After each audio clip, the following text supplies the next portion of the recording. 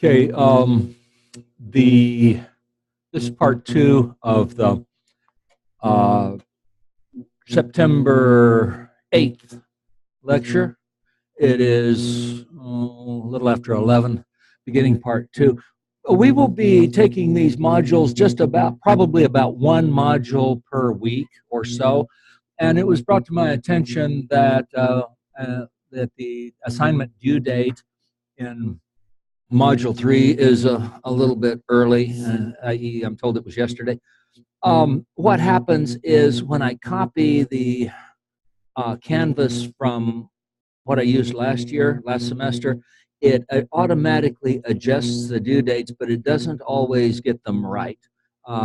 So what happened last semester doesn't always jibe with where we're at this semester.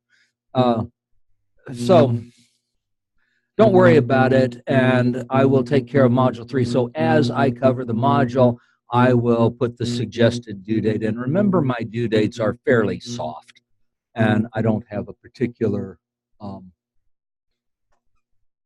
in there. Okay, what do we have now?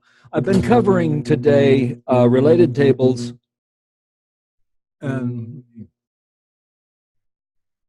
Close this.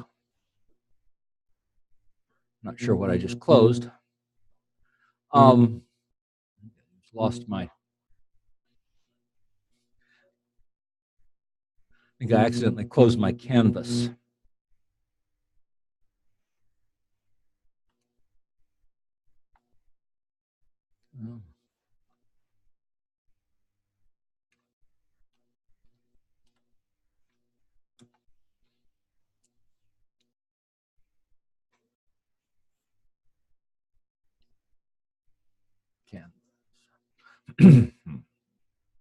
Okay, we are in Module 3.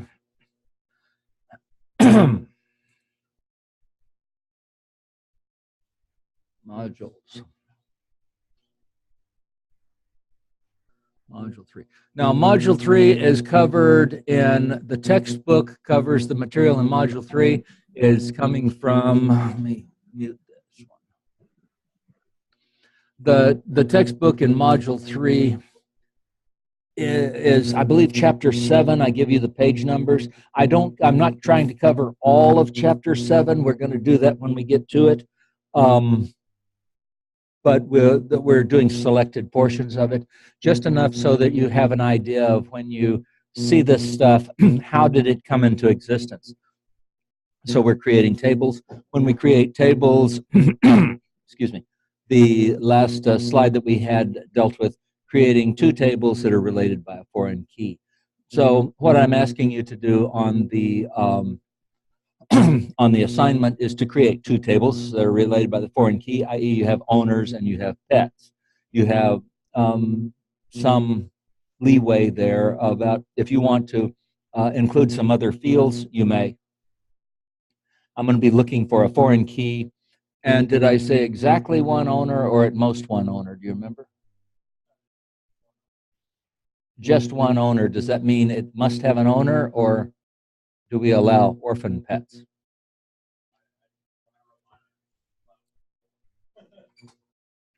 Well, the language of it will tell you. Let me read the assignment. This is our first programming assignment, by the way. So programming assignment 2, give me something. Give me something that validates that you're here and that you're alive. Open a file. Okay, name the file carefully.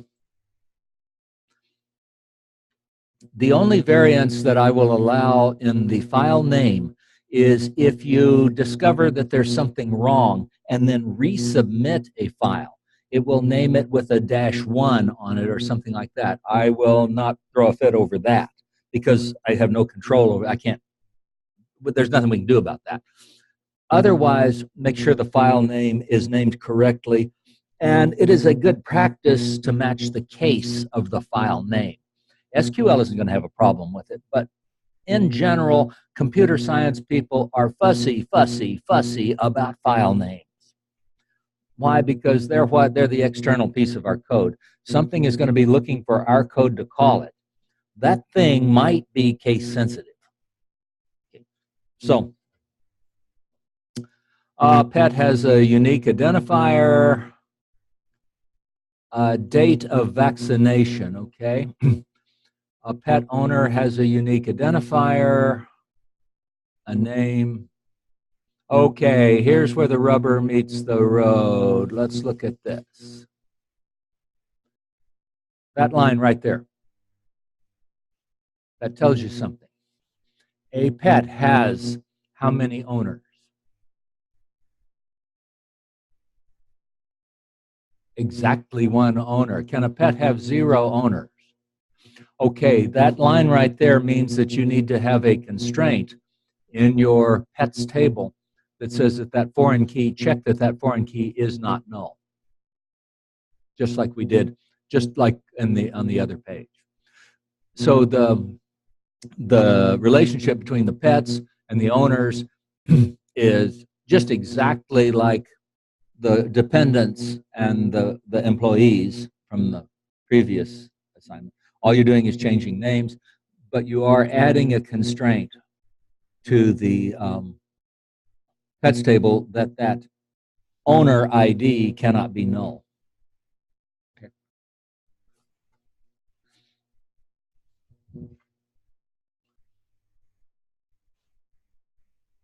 Please do not zip your files. You're only going to have one file. Run at me. I see 6 people have submitted, so that's fine. Okay, let's see what else we have. I'm going to go back.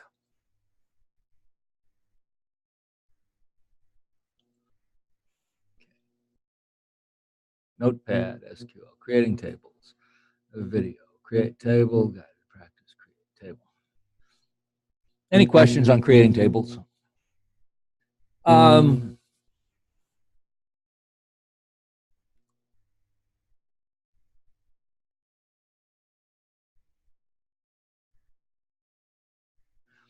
I guess this file that I've got up there now is in your. You can download it from by a link in your module. Take a look at that. I think I have changed some things about it. Notice that no comma goes on the last line. One thing I wish SQL would do would be to allow you to either have or not have a comma on the last line. I don't know why they can't. If you put a comma on notice that the last line of it does not have a comma. If you put a comma there, you get, for your reading pleasure, an error message. No comma there, no comma on the last line. That one drives me nuts. I'm always, every time I type something, when I add something to the end, I forget to add a comma if I add a line at the end.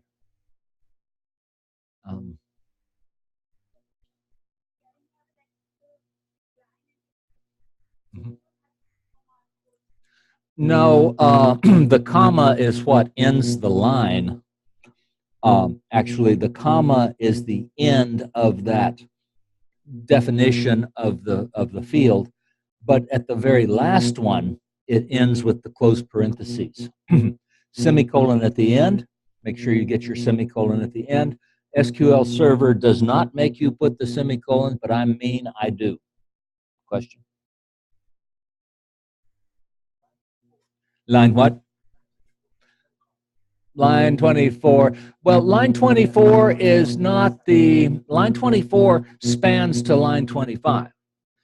Line 24 ends actually on line 25 because if I just say constraint, SQL doesn't care where you put carriage returns.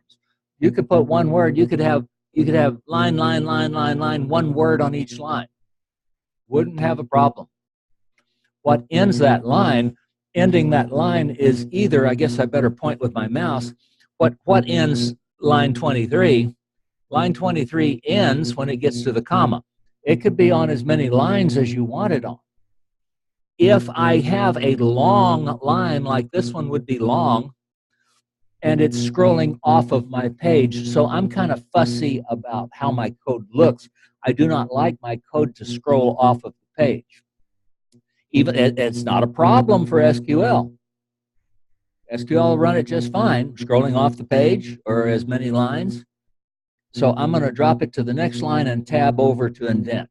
But that's just for the human reader. Other questions? Let's see, who do I see here? Unmuting. Is that Heather? Who do I have?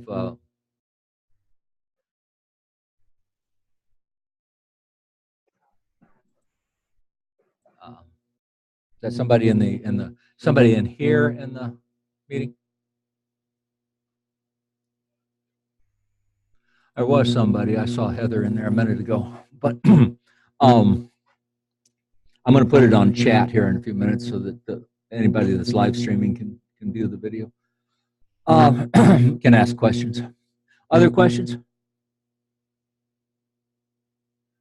I really like Notepad++. Now, let me show you how to do this. I'm going to run this code for you right now, make sure it runs. The first thing I have to do if I want to run this is I have to put my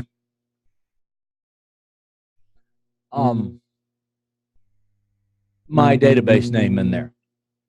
If it's not a database that I have access to, I don't want to create tables in the accounts payable database. We're going to save that one and try to keep it pristine. Over here in this SW Smith DB, we can create anything we want and drop anything we want. So now I'm going to save this because I'm in Notepad++. Now I will now start my SQL Server. Let's see, it's here. SQL Server Management Studio. You probably want a shortcut to that. If I'm working at home or on my own computer, I have to remember before I try to connect to the server, I have to remember to start the server. But we've discussed that. So here on these Collin College machines, it's always running. But at home, it probably won't be. So SW Smith, I've remembered my password. All I have to do is say connect. Okay. I'm here. I'm going to go to the file. I'm going to open. File. Are you with me? Control O also works. File, open, file. Navigate to where it is. I happen to know it's in my downloads. There it is. When I open it, minimize that. There it is.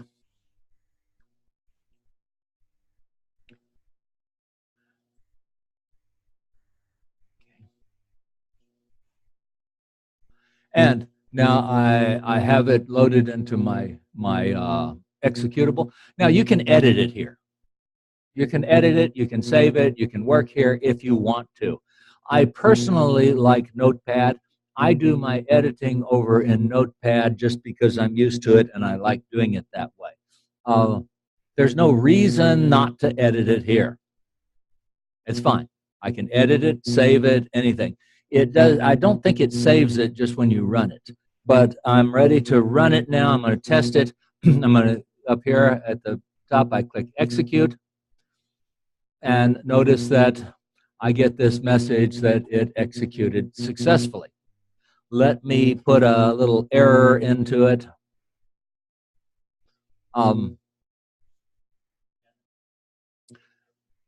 Okay, I'm about to cover that.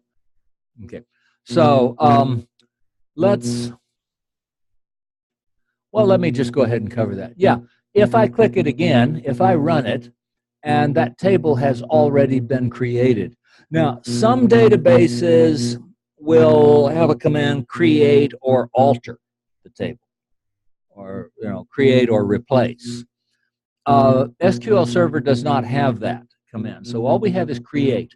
If the table already exists, you're going to get an error message. Okay, so we can fix that. Now, you could go in and drop the table. You can use your graphical user interface over here. Let me show you what you might do. Let's see, I could go over to my databases. Excuse me. Databases, SW Smith, under tables. Notice I see the two tables here. Okay. If I press the delete key, they go away. Okay. Now you have to drop we have a saying, we have lots of sayings in database, but we have a saying that says, you have to kill the children before you can kill the parents, which sounds a little bit macabre or is whatever. But we're talking about that you cannot delete the parent. If you deleted the parent table, all of the children would be invalid. We can't have that. So it's going to stop you from deleting the parent table until after you have deleted the dependents table. But that's okay if I just press delete. Okay. What's the matter? Drop fail. Oh, I can't drop. I got it. I meant to drop the child table first. So notice that I just dropped the child table. Yes, you can do a lot of damage in that graphical user interface. We're not going to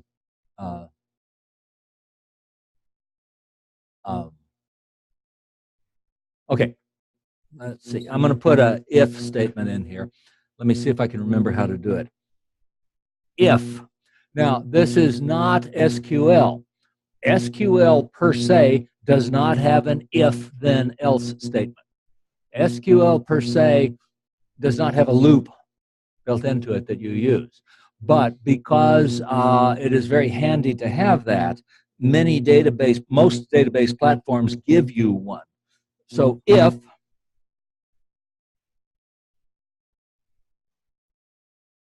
object ID, open parentheses, single quote,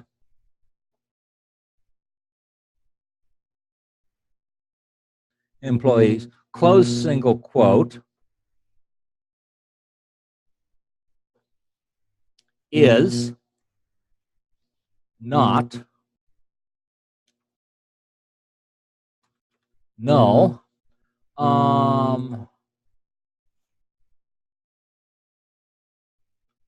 Have I forgotten to close something? I don't know why I'm getting this, why that's syntax highlighting. Let's see if it works. Drop table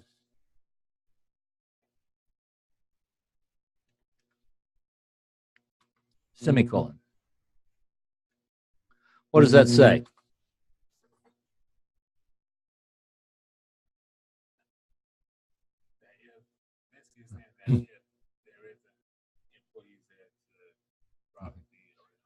So it's checking in this database, it's checking for a table named employees. If there is one, get rid of it. Okay. Let's do the same thing. Now, which one do I have to drop first, employees or dependents? And copy this. Paste. Dependents.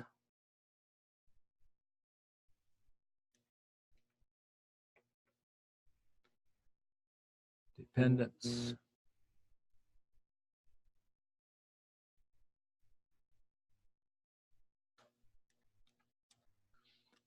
Dependent, D-E-N-T-S. So,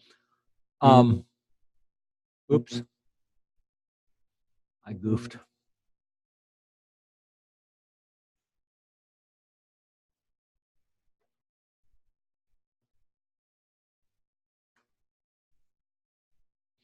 There. So check for dependents. If we have one, drop it. Check for employees. If we have one, drop it. Notice that they are dropped or they are created in the reverse order that they're dropped. Now we have to have the if in there because it's also an error if you try to drop a table that does not exist. So I can't just say drop, drop, drop.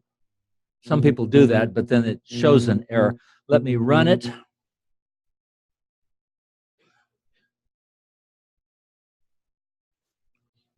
DEPEN. I don't think it matters. I think I had something highlighted there. Okay.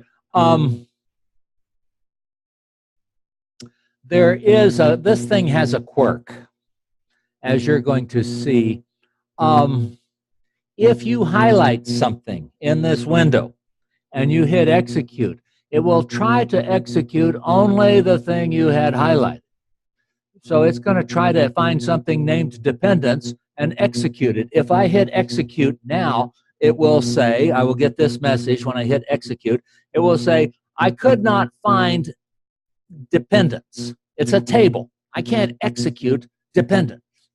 So before you execute, before you try, I usually just move my mouse someplace off of the code.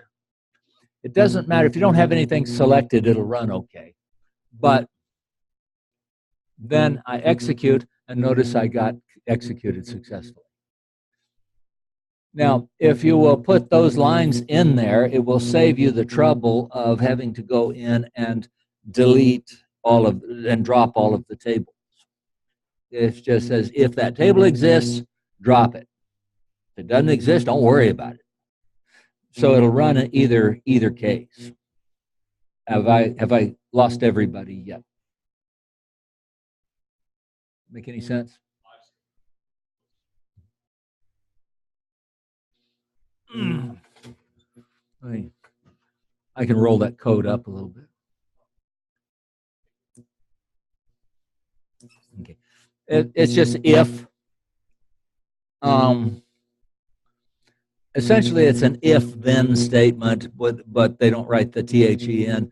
And what you're looking at here is not on those lines where the if is, that is not SQL. So I'm going to try to stick with pure SQL insofar as I can. That line would not be portable. Okay. If I wanted to make it portable, I would just have drop table dependents, drop table employees, and then when I ran it the first time, I would get error, error, error, does not exist, and then it would keep running. Then I'd put drop table dependents, go, drop table employees, go. And then I'm going to have an error, and it'll abort to the next go. And then it tries to drop the employees, errors out, goes to the beginning of the next go block.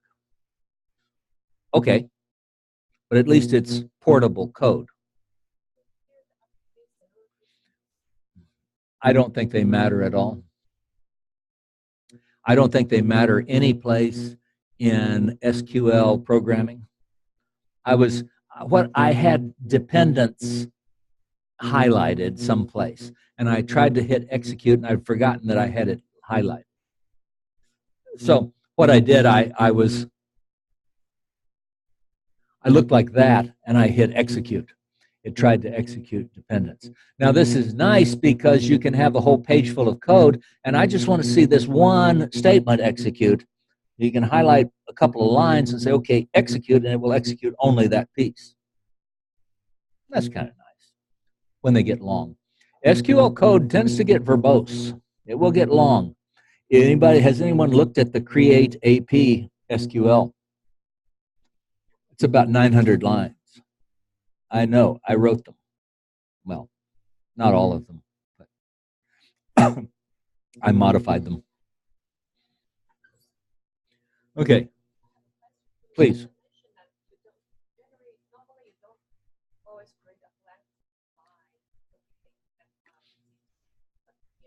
Thank you.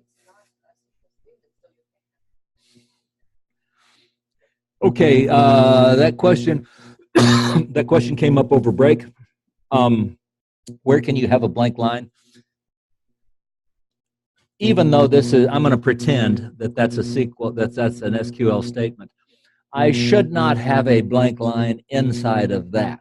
Now, it would not matter here because that is SQL Server only. They have one just like that in Oracle, and one just like that that does exactly the same thing. It's just slightly different. So if I tried to pick up this code and take it to Oracle, it would not work because it has the if logic in it. I could modify it slightly and write something that worked in Oracle. So when we get into the if then else stuff, it's very dialectic. But if we took the create table stuff over, took it over to Oracle or MySQL, it would run just fine. That's pure SQL. Okay, I'm going to put in an error. I just made an error. If I meant to make an error and I made an error, did I really make an error? I'm going to execute this and notice that I got the error message. Notice it says line 19. Let's see. The question is, how do you put line numbers into this? You can't.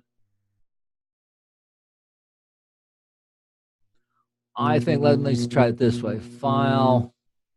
Here's what I like about it. I'm going to save it. And then I go back over here, and it says it's been changed. Do we want to put it in? And notice that now I see the line numbers. There is a way to put them into SQL Server. I just don't remember it right offhand. Okay, so this is 2016. I remember how to do it in 2012, but there's a way to put line numbers into SQL Server Editor. Over here, I've got them turned on. Notice that the error really happened on line 18, but it discovered it on line 19. So the error message I got was a little cryptic, error level, message 102, state line 19, something, incorrect syntax near varchar. So it did highlight it. Oh, right, that word ERROR, it doesn't know what to do with it. So take it out. Now, sometimes it, notice that it puts some red lines under stuff in this editor. Don't pay a whole lot of attention to that. It's maybe a good indication, but sometimes it'll do that when there's nothing wrong. Okay. So basically, there's an error on this line. The question is, let's see, it errored out on employees. Therefore, it could not create the dependence table either. So once it hits an error, it stops, it aborts. Now, if I had a go between those tables, it would abort that part of it until the go, and then it would try to create the dependence table. But it couldn't create the dependence table because there's no employees table. So you'd get two errors. It would not be wrong to have a go between them, but if I typically don't use lots of go unless there's a reason to. We're going to see places when we get later on in the course where I'm going to say, and you must have a go here. Otherwise, it won't work when we're creating other things besides tables. I tend to use them at the beginning. Questions? Goodness, it's 11:45. I'm going to cover just a little bit more, another 15 minutes, and then we're going to wrap up. I'm going to turn on audio for chat if anybody's, I can't tell whether there's anybody live streaming or not. Questions? So I need a constraint Looks like this.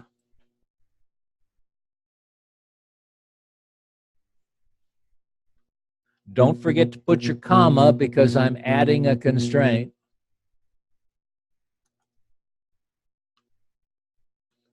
Constraint null.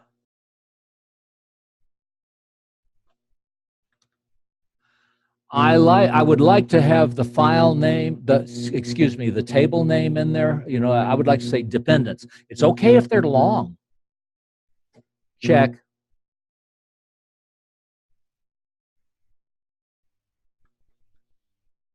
ESSN is not null. Which one? This one. Now I'm not allowing orphans. No orphans. Big sign on the door. Orphans need not apply. You can't be a dependent. I mean, you can't be a pet if you don't have an owner. You're a stray. There might come a time when you would allow orphans. Maybe you have a record in your owner's database. Owner number 0 is the parent of orphaned animals. If you don't know the parent, you give them that one. Questions? I see there's lots of turnings. Take a look at your code based on what we talked about today. If there's something wrong with it, go ahead and fix it. You may resubmit. I'm going to adjust the due date to where it's not yesterday. I'll fix that. I'll also fix it for the online class if any of you online pajaritos are listening. Okay.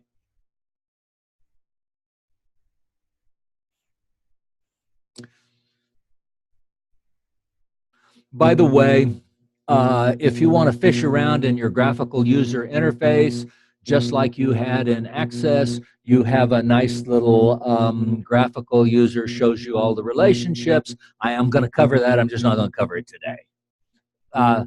There is nothing wrong with a graphical user interface.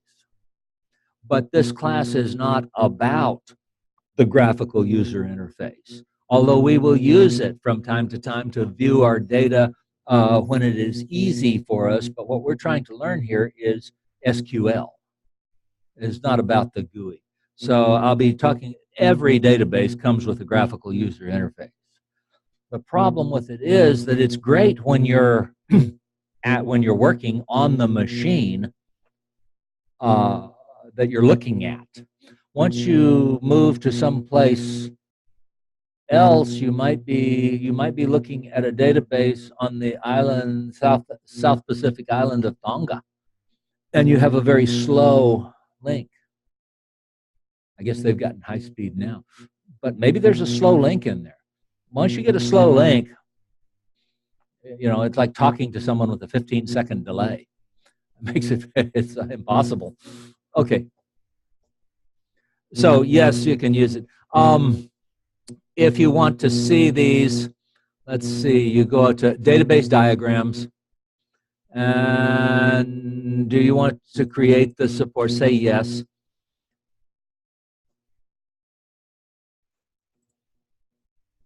Let's see, database diagram, new diagram. Add the dependents, add the employees. You can move them around.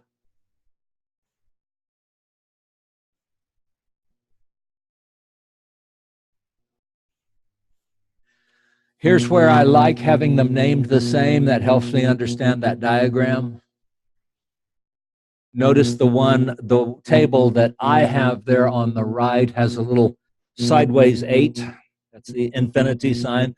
It's really not infinite. And a key on the other side, it says that's the primary key. So the ESSN field of the dependence table references the, and yes, you can create them in the GUI. Yes, you can delete them in the GUI. Don't. We're going to do everything that we create or manipulate, we're going to do it in SQL code. But if you want to see what you did, what did I do? Under the database, I have database diagrams. The first time you click on database diagrams, it will say, do you want to create the support? Say yes, and then just say a new database diagram, and you can put you can have as many database diagrams as you want. They're just graphical objects. I think, let me see. Yeah, you can right click, you can act on them, you can delete them. Don't. If you want to drop that, I'm going to show you how to do that in SQL. So SQL is a very powerful language for working with database. When you're done with this, just close it and say you don't have to save it. You probably just haven't created it yet. What does it say? I don't know. I'll look at it in lab. Okay. I'm going to move on then for about a few more minutes anyway. And I think we are pretty much, I think we've fairly well covered Module 3. I'm going to move on to Module 4. Module 4 is also stepping ahead. As soon as we finish Module 4, we're going to go back to where we are in the textbook. Okay. These guys are insert data. So database is divided into two big pieces. First of all is the data definition language. Creating the tables is part of data definition. I'm defining the tables. This is what my data look like. Okay, this table. These are the constraints. These are the foreign keys. These are the primary keys. We're going to see there's other things I can have. Okay. Data, the other piece of that is the data manipulation language. You will hear it referred to as the DDL, data definition language, and the DML, data manipulation. Data manipulation language says, I want to add data, change data, delete data, update stuff. Okay. So we're now in that other piece of it with Module 4. Module 3 was about defining the data.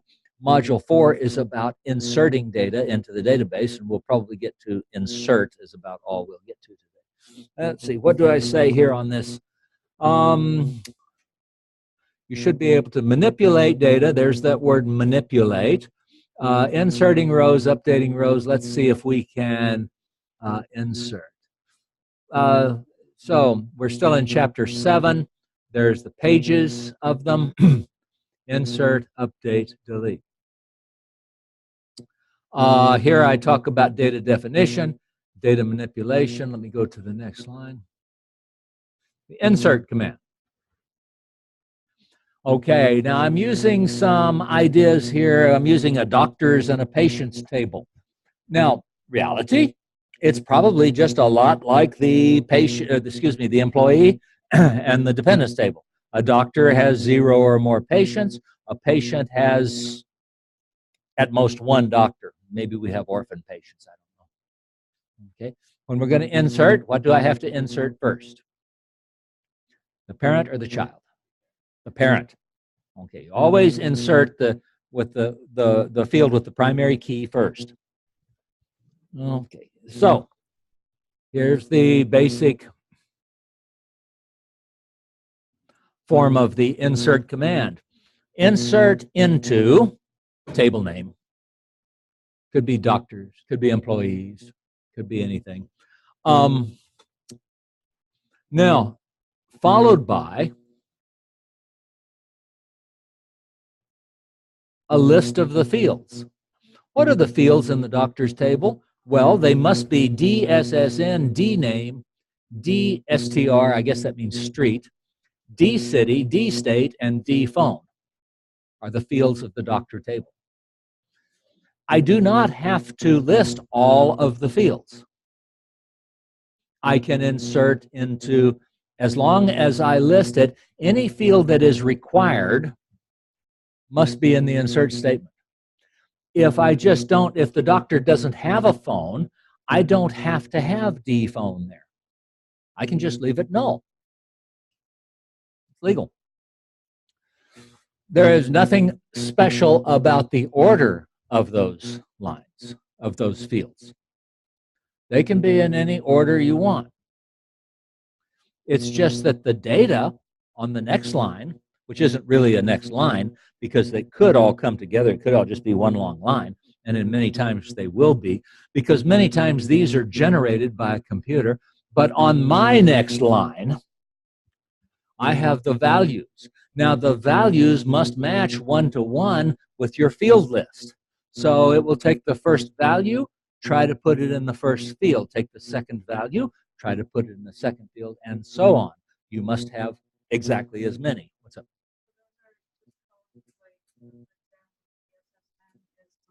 Mm-hmm. If you want to say column, that's okay with me. I will typically say field.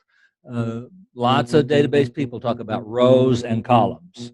It's not really in rows and columns, but that's fine. And you are stating the order of them. When you state this order up here on this piece of it, when you say dname here as the second field, you are saying the second value is going in there. Now, if you want to change it around, you just change it around. That's your privilege. It's just that you have to change the data that are going in there around because it'll get swapped. So if I move D name and D street, I'm going to put the street name into the person's name and the person's name into the street name, which will not have a good outcome. Hey, is your name Avenue B? Never heard anybody named Avenue B.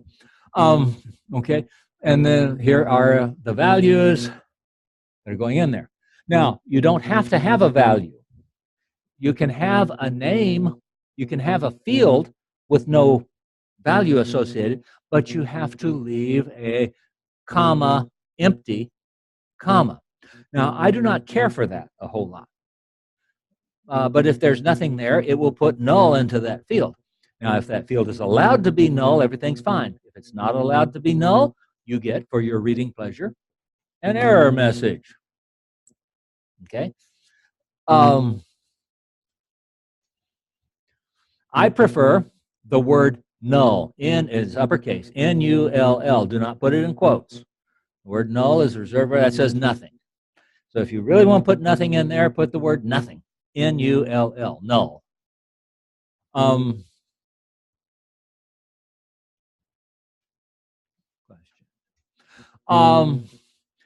Let's see, another form.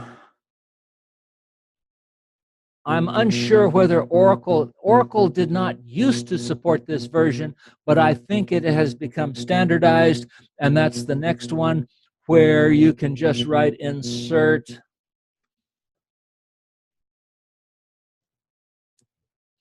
this one right here. So you can say insert into doctors, give it one field list, and now values, data list, comma, data list, comma, data list, comma, as many as you want.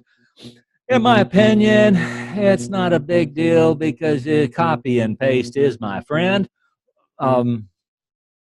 Most of the time, I am generating these insert statements by a computer program that's reading them from a text file or something. So it's not a big deal either way. I can copy and paste that insert first line of that thing. I'm talking about it as if first line, second line, third line. Actually, it's all one line. It's all one statement. That's fine. The third one, come down here, down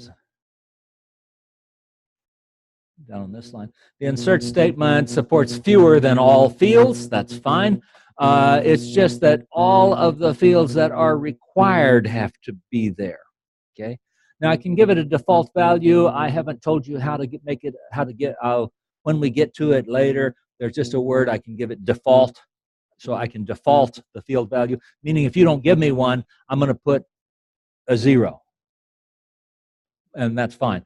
So if the field is defaulted, it doesn't have to be there. If the field is required, and I haven't given it a default value, then it has to appear in the insert statement.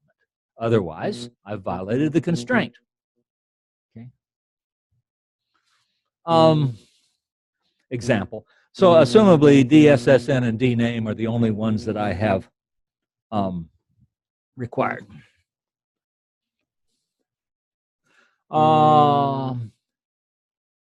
There's no required order to the field list. Any order you want is fine, as long as the values match it. We must first populate the parent table before we can add the foreign key. So now I have patients. And as you look at these field names in the patients table, you can see my naming convention tells you something about what fields you're putting in. I have a P name, excuse me, a PSSN. What is that? Patient SSN. I have a P name. What is that? Patient name, patient street, patient city, patient date, and now I have one that does not jive. What am I talking about there? That's a foreign key. And I like that naming convention if I can. I don't always get to, lots of times I'll have to work on a database that I didn't design. In fact, most of the time. Thus, I'm stuck with whatever they did. Whenever you set up a database, you are setting something that's going to be there for a while. I see it's after 12. Let me finish this up. The site with some more information. And some more. Look at these guys. SQL, no double quotes. If you see me write something with a double quote, you say, Dr. Smith, you're writing in C or Java or some other language, because I'm also teaching C and Java.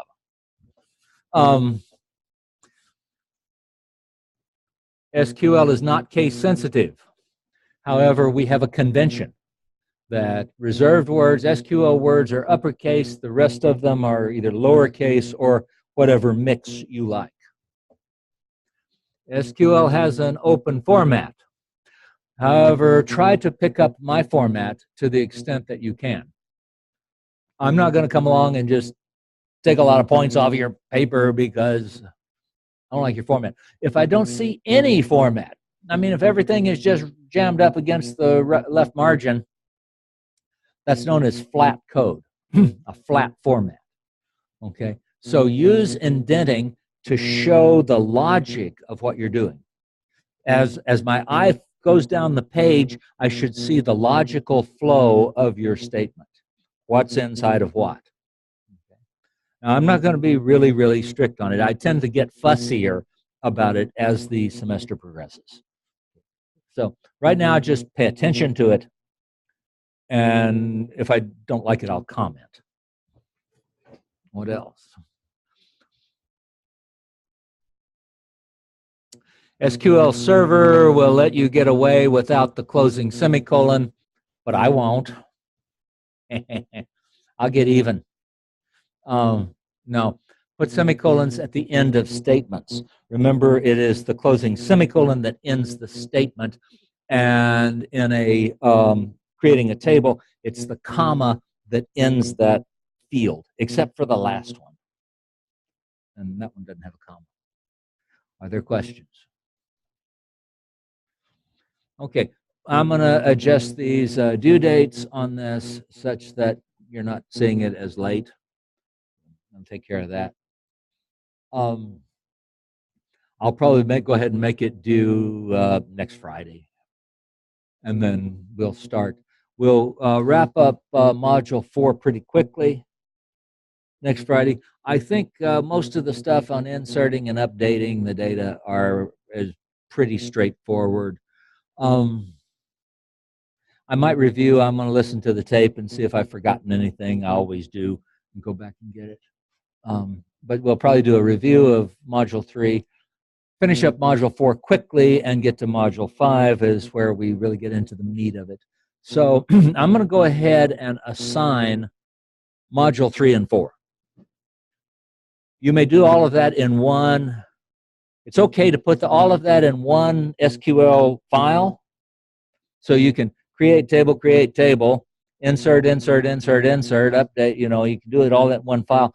If you choose to do it that way, it's fine. What I want you to do is to turn it in both places. So that when you say submit, I have something there. If you just submit and say, okay, I've already done that, and it's not attached to module 4, then I got to go back and find it in module 3. Or if you submit and say, see module 3, just go ahead and copy it. You can submit the same file to both of them. That's fine with me. I can read SQL just fine. I can see what you're doing. And it's perfectly okay to create the tables and populate the tables in the same file. You don't have to make 2 different files. Or you can create the table, and then you just populate them right there. In fact, that's what I usually do. So this is just populating them with some test data. When you created the AP database, you created all the tables, populated all the tables. So if you read that, you see it goes through, and if is not null, drop table, creates all the tables, sets everything up, then it inserts the data. Then it goes back in and it adjusts things that are dates.